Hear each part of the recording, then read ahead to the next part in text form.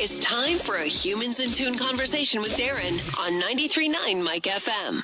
Hey, thanks for tuning in for another Humans in Tune conversation. It's Darren Bergfeld here in the studio with you. We are happy to be looking towards the holiday season. You know, we're on the spooky season right now, but just around the corner. And I know your Amazon Prime Day shoppers are already thinking about it. Christmas coming up, holiday spirits swinging in, and there's no better way to celebrate the holiday spirit than with a Trans-Siberian Orchestra show. And we're lucky enough to have them coming through St. Louis again. We're going to talk about that in a minute. Right now, please welcome Al Pitrelli from Trans-Siberian Orchestra. He's hanging on with me in a Zoom conversation, and we are talking Christmas time. Al, thanks so much for coming in. Oh, my pleasure, brother. Thanks for having me today. You bet. Yeah, TSO is hitting St. Louis December 23rd, just the sweet spot of the holiday season, right? And two shows on that day. Tickets, we'll just say right off the bat, tickets are up right now, trans-siberian.com, or you can find the link on our website to gear up for the show. But, you know, it's become almost an annual tradition for us to chat a little bit about the shows and talk about TSO. I can't encourage folks enough. If you've never been to a TSO show during the holidays, this is a great one to get to. This year's theme is celebrating 25 years of the Ghosts of Christmas Eve. And so it's going to be a Best of TSO show and more. And I know we got a lot of excitement along with that. So you guys are gearing up. Al, you've been a part of this since its inception, musical director, guitarist extraordinaire.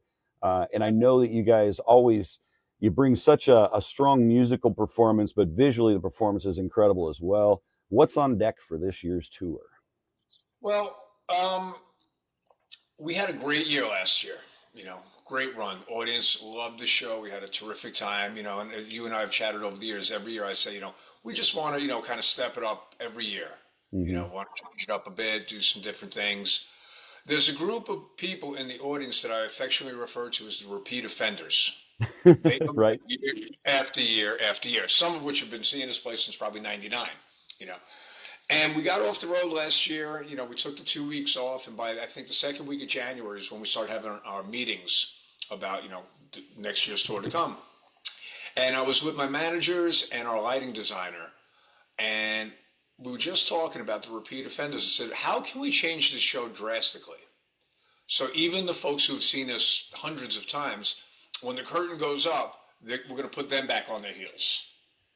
I said, now, what can we do? And we spent the entirety of the year discussing it and changing everything about the show.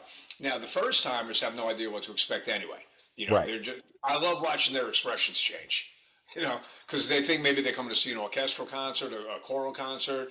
And all of a sudden we hit the deck and there's pyro synced up to Beethoven's Fifth Symphony. And they're like, oh my God. Right.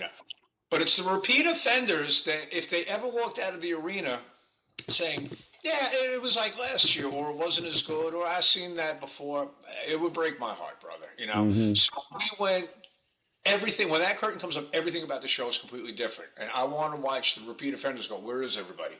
Everything across the board. So musically, we're doing the Ghost of Christmas Eve, which we haven't done that piece in a while. And that became so many people's holiday tradition, to watch that movie. Like when I was a kid, it would be Miracle on 34th Street. Well, my family was weird. Italians from Brooklyn, we watched The Godfather on Christmas. Different conversation for a different time. So they love the intimacy. They love the story. Paul's stories people can really, really relate to. And this is a very important one that people have fallen in love with. The look of the whole story will be completely different. The narration, the underscoring, all that's different. And one of the other things is that we're celebrating the 25th anniversary of Beethoven's Last Night. That collection Paul put together. I can't believe it's 25 years ago. And for the first time ever, we're going to kind of tip our hat to that collection and the great composer's work and do a 5 or 6 song set of that, in the second half of the show. Again, never been done before on a winter tour. So we really dug deep to try to come up with things that we've never done. Nice. Visually, musically, emotionally, so I'm hoping that when, again, the repeat offenders, I love them, they go, dude, that was so amazing. We've never seen you guys like that. Right. And that was paramount to us all year. We've been working really hard. Again, what are we going on? 10 months now, a little over 10 months of saying, okay, we really got to change everything. That's incredible. And You mentioned the repeat offenders, and I think you're right. Sometimes we kind of sit on our haunches, like I know what my expectations are, and I think this is what they'll bring. And when you mentioned, like, emotionally, not just musically and visually, but emotionally, that's a big part of that experience, because everything mechanical, everything aesthetic is influencing your emotional take. Those spine tingling chillers, those goosebumps, all that. Being able to take what you've choreographed and turn that into a different frame, that's really cool, and I think that's going to be a big impactful moment on those lifers that have been out there with you for a while. Yeah, thank you for saying that. And I agree. Leonard Bernstein had a fantastic quote regarding Beethoven. He's talking about one of the Beethoven symphonies, and he said that what part of his genius was that his art was accessible but never ordinary. Mm, I remember hearing that, going, I got to think about that one for a minute. And we could say the same thing about Paul O'Neill's art form. Very, very accessible. Nothing about it is ordinary or banal, you know. And what I noticed over the years is that Paul's stories are so well written, and they're so, as a matter of fact, in certain ways, that people like, wait, I just lived that, or I went through that, and they become one of the characters in the story. mm, So not only are they being entertained by the visual and musical and all that's going on, but on an emotional level, they get it because they've lived through whatever scenario we're going to present. You know, everybody misses somebody, especially around Christmas. It seems to be oh, for sure. magnified. You know, and I always say that there's an empty chair at everyone's dining room table. You know, that you look at, and for whatever the reason, it's going to remain empty. Maybe that person had passed on. Maybe you just lost touch with somebody because life kicks in. Whatever. Right, But everybody gets that. So you're not alone in that thought. You're not alone in that feeling. There's 14,000 other people who are kind of like attached to it as well. right. So that's also, to come back and see a show. It's a great show. But I went to see Gladys Knight and Patti LaBelle last week Ooh, nice. with Shaka Khan and Stephanie Mills. Ooh, okay. 91-year-old women, Gladys and Patty.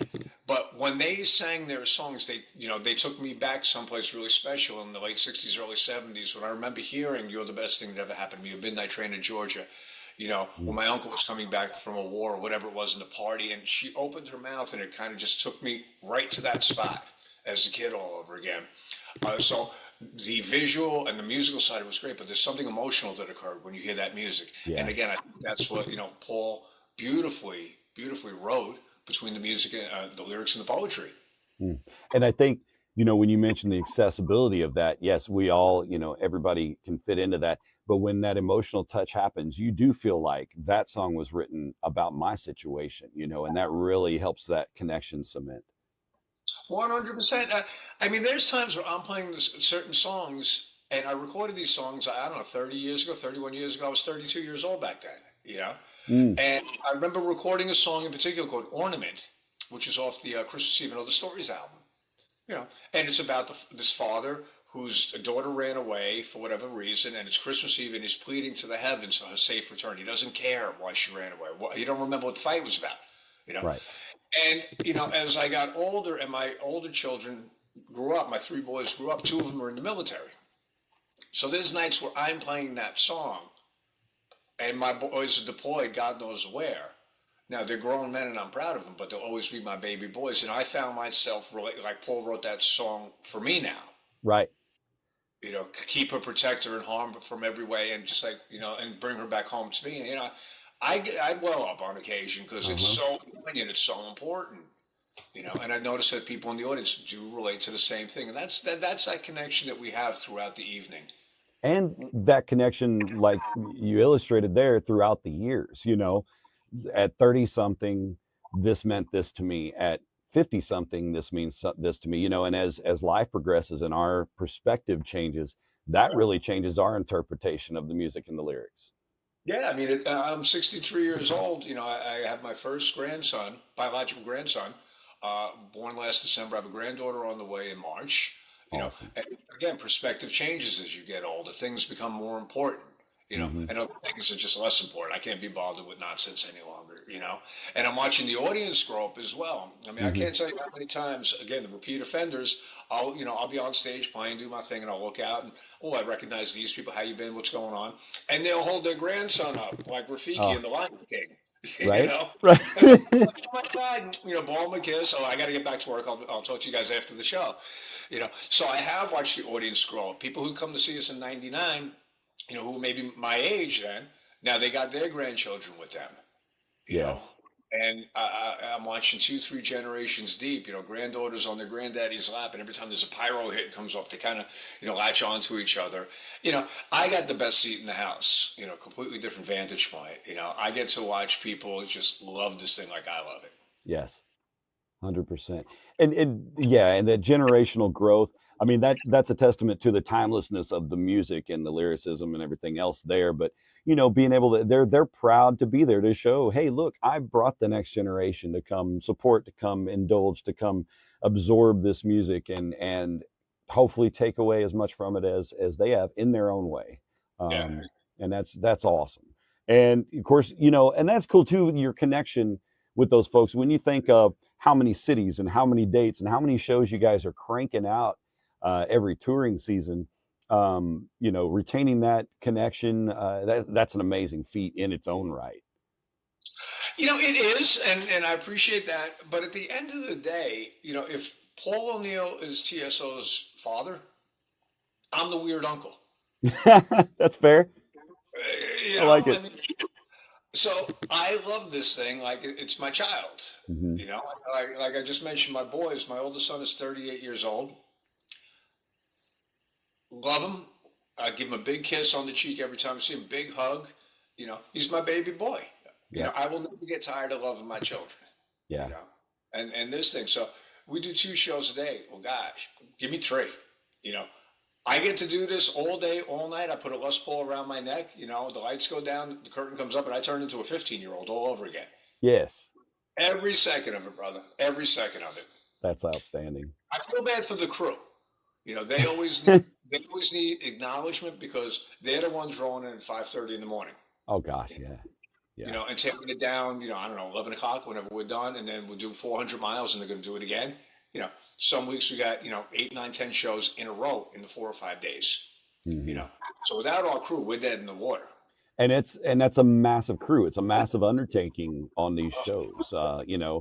And as a side note, as Weird Uncle, you've been a great steward for the Father's creation, so to speak. So awesome job with that. But yeah, the crew, the amount of trucks, the truck drivers, the bus drivers, like everybody that comes in behind the scenes that didn't get to hop up there, and turn into a 15-year-old again. That's so important to remember them. Yeah, and especially because it is the holiday season, right? And everybody's got family that they miss and want to reconnect with and everything too. So you guys are all making that sacrifice for us to, and I know it reciprocates. I know you take holiday joy from performing and receiving, the cheers and everything else. But cheers to that crew for sure. 100%, brother. I mean, I introduce them every show because they, the audience may not be able to see them, but I want the crew, the men and women on the crew, to hear the roar of the crowd and appreciation of what they put together.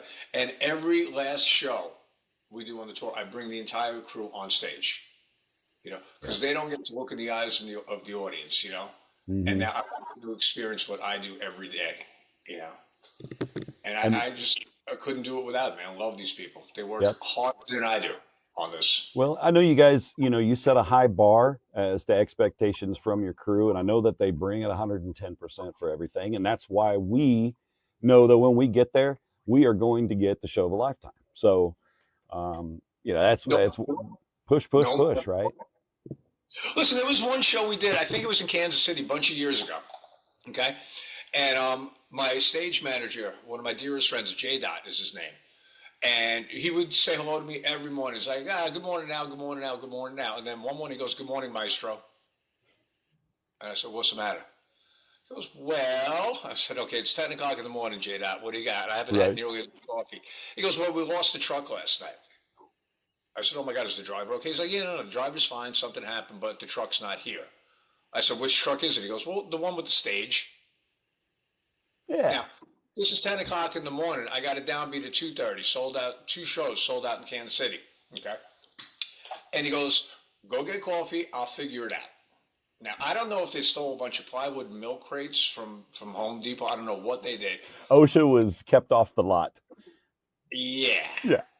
They found a stage or built a stage. We hit that downbeat. No questions asked. That's You know? outstanding. And that's what, because the folks in the audience, 90% of what my job is to make sure the audience never knows that something went wrong. You Yeah. know, playing guitar is easy, you know, or, I've been doing it my whole life. Making sure that like whatever goes on, it's a perfect first show. I got my opening night this year, I think November 13th in Council Bluffs. Okay. I'm going to make it a perfect first show to the best of my ability. I'm going to see you the day before Christmas Eve. My 40th show, give or take. Your Nice. first show. It's going to be a perfect first show for you guys as well. And without the crew, this would not be a conversation. Yep. 100%. Yeah, and 64 markets, over 100 shows through the season, and that's going over, November and December, midway November and December. So you guys are a power pack, and like you said, setting it up, tearing it down, driving 400 miles to the next gig, rinse and repeat, 64 times. So it's a lot of work. So cheers to them for sure. But it's good work, and we love it. Yep. We've been doing this for so long. Again, if you think about it, like starting today, it seems like an overwhelming task. 21 tractor trailers, 12 buses for each band. Now, mind you, there's 2 bands. Right. Okay. But remember, go back to 99, one 24-foot box truck, 1 fog machine, 2 buses. And we thought we were all that then, And a dream. Yeah. Just a little bit. So if you follow the trajectory of this thing, it makes sense to us because we don't know how not to do it. It has become its own entity, right, at this point. So a living, breathing thing that so many parts make happen for sure. Yeah. And I'm so grateful. I remember, I got the guitar, Les Paul on the lap, Paul putting the faders up to what was to become Christmas Eve Sarajevo. Okay, this is amazing. Mm-hmm. I hope someone does it one day. 31 years ago. And here we are 3 decades later having this conversation, and people love it. They're new people are falling in love with it. Yep. I love introducing it to the world every year, just taking care of the baby. Well, it's timelessness of it, musically, it's something that, hasn't faded out because, those synths sound so cheesy now, or, something that generationally from the 80s or the 90s that we wouldn't like so much anymore. It's not there. This is such an incredible composition, musically speaking, that it's evergreen, if you want to think of it that way. Well, I agree, and thank you for saying so. Listen, that's all Paul. One of the first things he ever said to me when we were recording this is he goes, I don't care about commerce. I don't care about if this is a commercial success or not. I want to create an art form that I'm proud of. Right. Acoustic instruments, everything about it was just like organic pianos, a real Hammond organ, guitars, Marshalls, drums. Dragging that Leslie out. Oh, God. The horn section, the string section, our engineer, Dave Whitman, who's responsible for some of the biggest albums ever recorded in the history of music business, starting with Physical Graffiti, just capture these moments, timeless moments. And like you said, and I appreciate you saying it, you go back and listen to this stuff and it's like, it sounds great. And Paul created an art form that he was proud of. And fortunately, so is the rest of the world. Yes. Yeah, that's it. And we're proud to continue to receive it. Hey, well, and you mentioned we're at 25 years of Beethoven's Last Night. And then you guys dropped that on vinyl this year as a celebration of that 25th anniversary, which is awesome. That's again blending that iconic Beethoven music, from music history class, whatever, just growing up, with the rock and roll edge and the whole TSO twist on things. That's an awesome storytelling moment too. The Beethoven's Last Night. The Beethoven's Fifth Symphony is probably the most recognizable musical motif in history. No matter what, everybody knows that's Beethoven. They may not know it's the fifth, but everybody knows that piece of music or that theme or that motif. And Paul's story was so smartly written. The poetry and the lyrics and the characters and sight reading a Mozart piece was a little daunting, but Fortunately, I had a really good teacher years and years ago said, make sure you can read really well. Yeah. Um, love playing that music. Again, we're going to do, I think 5 or 6 songs from that, in a real Beethoven-esque moment in the second half of the show. But like you said, vinyl, man. And it's colored vinyl. Yeah. And cool. Like when I was a kid, um, I don't know, Elton John's Yellow Brick Road. You took the record out, put it on the turntable, dropped the needle, and I remember reading all Bernie Taupin's lyrics, in the double album and the artwork and all that stuff. That's what Yep. this is. You're not doing That's it in cool. the car. You're not doing it on a treadmill. You kind of just sitting there. It's tactile. Yes, and it sounds better. Yeah. Oh yeah, 100%. Yeah, I love the release that that you guys have done with this. I know the colored vinyl. I remember as a kid, in the '80s, my sister and I, we had color vinyl. We had a picture disc. Disney would put out the Fox and the Hound and Mary Poppins, things like that, with a little movie scene on the disc. But this is next level. And again, yeah, being able to sit down, listen to that warm acoustic sound just blowing right through your ears, and reading along and feeling it, smelling it. The smell of new vinyl is like victory, right? To quote a little military action, but yeah. Like Pink Floyd's Dark Side of the Moon, you had the poster, you had the stickers. It's just like, Yep. uh, they put together like a beautiful booklet inside of it, with Greg Hildebrandt's artwork and Paul's poetry, and just, like the relationship that those two had together to bring those characters to life in that manner. And the cool thing about vinyl is when you grab the volume knob, the louder you turn it, the instruments start to speak differently. Yes. I don't get that on, the Alexa thing upstairs or whatever my wife has, or on my phone. You turn that up and those Marshalls that I play through seem to come to life even a bit more. So you have that kind of experience as well, Yeah. which is a lot. Something that you guys have done over the years is giving back. Charity has always been a big part of these tours, these shows. More than 20 million bucks that you guys have donated over the years. That's an incredible piece of what you do, and that falls into the whole holiday spirit and the giving spirit thing. But I think it's important that that's recognized, because not a lot of concerts do that give back. And so again, it kind of fosters that I'm going to support these guys because they're supporting this charity, that charity along the route. And I know that's just, again, part of Paul's vision back in the beginning, but another thing that you've upheld. From the jump, Yep. day one, first show, Tower Theater, Philadelphia, 1999. Sold out in an hour. Awesome.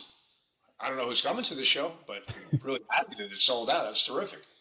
There's a funny story, sidebar to that one in a minute. But Paul said he was so stoked. He goes, I want to do something special for not only the people of Philadelphia, but every show that we do on this tour.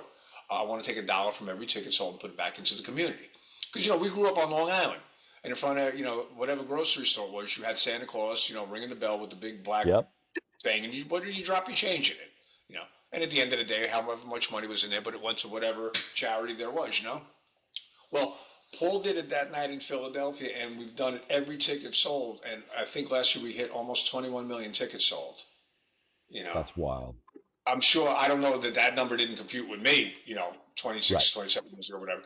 But he didn't talk about making a change in the world. That's why I'm so proud of him. He just did it, in a very altruistic manner, man. He wasn't having it. He goes, I'm just going to do this relatively quiet and make sure that, the community benefits in some way, shape, or form of us coming through town and inspiring the people of those communities to give back a little bit.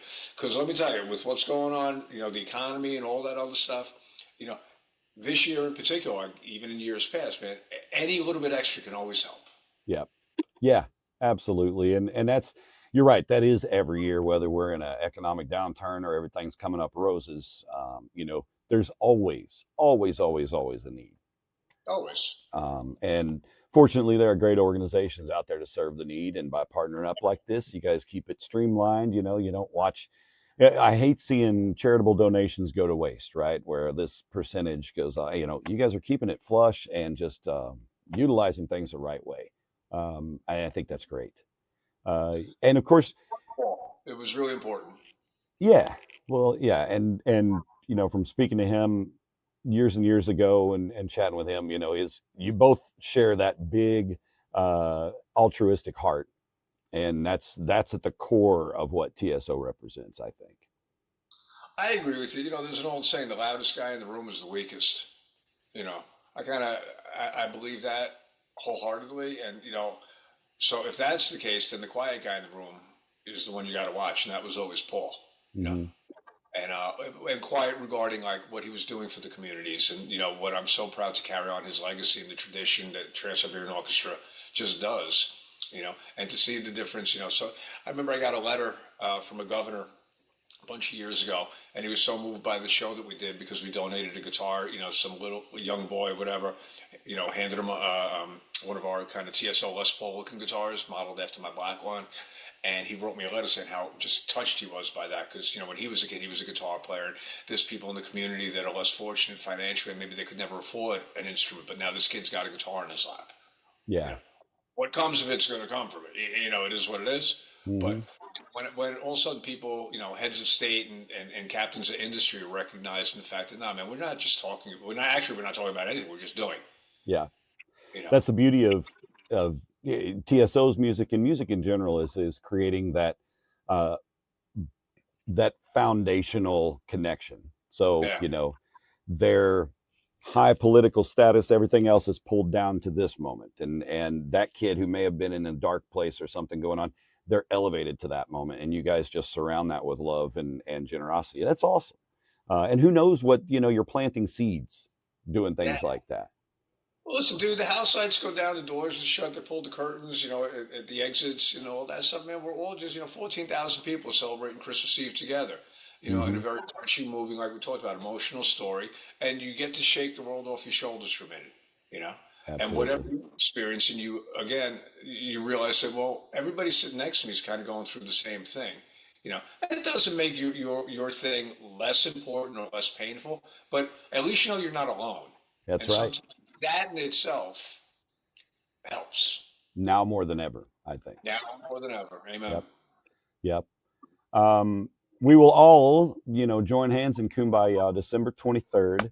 You guys are coming to St. Louis to Enterprise Center. The shows are at 3 o'clock and at 7:30. Tickets are on sale now. You can find them at trans-siberian.com. Hit the website, grab your tickets, grab them for the whole family, make plans, and I'll say this, shout out to St. Louis, maybe spend the night, go to Steinberg's ice rink in Forest Park the next day, and take the family ice skating. Or if you're worried about breaking an ankle, just, go hang out. But it'll be a great time to make a little love time in St. Louis for Christmas time and to hang out with TSO. And you guys also, you visit with the fans after the show. I know you guys have the signing line. There's no extra cost. It's not a VIP ticket. They can just come down if they've got something they want to get signed by you, or maybe they picked up the new Beethoven vinyl. They want to get that signed. That's something else you guys do too. Yeah, and we haven't done it since COVID. We weren't able Right? to. You know. Yeah. So it's cool to see That's, that make the comeback this year. yeah, dude, we're stoked because the first show, again, going back to the tower in Philly, we were so overwhelmed by the reaction, like that me and Johnny Lee and a couple of the other guys literally walked off the front of the stage and started shaking everybody's hands, like, oh Yeah. my God, thank you. And that became the autograph line. So anybody in general population wants to come up.